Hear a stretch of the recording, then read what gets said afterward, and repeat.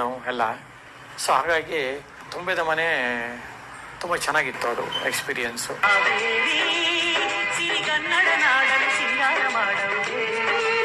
ಇದು ತುಂಬಿದ ಮನೆಗೆ ಚಿತ್ರಕಥೆ, ಸಂಭಾಷಣೆ, ಹಾಡುಗಳು ಬರ್ದಿರೋದು MD ಹಾಶಮ್ ಅಂತ. ಹೌದೌದು. ಯಾರವರು? ಅವರು ಆಕ್ಚುಲಿ ಮುಸ್ಲಿಂ ಆದ್ರೂ ಕೂಡ ಅವರು ಹುಟ್ಟಿ ಬೆಳೆದಿದ್ದು ಒಡನಾಟ ಎಲ್ಲ ಬೇರೆ ಇವ್ರ ಜೊತೆಗೆ ಸಂಸ್ಕೃತ ಎಲ್ಲ ಗೊತ್ತಿರುವಂತ ಕೆಲವು ವಿದ್ವಾನ್ಗಳ ಜೊತೆ ಒಡನಾಟ ಬೆಳೆದಿರೋದು. ಹಾಗಾಗಿ ಅವರ ಬರವಣಿಗೆ ಆಗಲಿ, ಮಾತಿನ ಶೈಲಿ ಆಗಲಿ ಎಲ್ಲದೂ ತುಂಬಾ ನೀಟಾಗಿತ್ತು.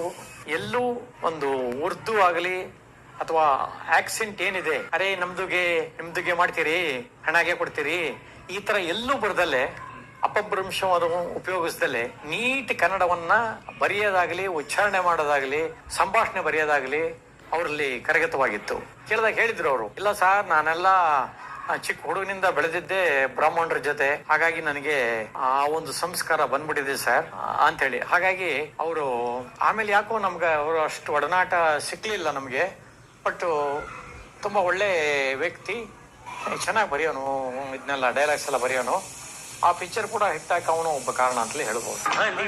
ಪ್ರೇಮದ ಆರಾಧನೆ, ದೊರಕಿತು ಪ್ರೀತಿಯ ಸಂಭಾವನೆ.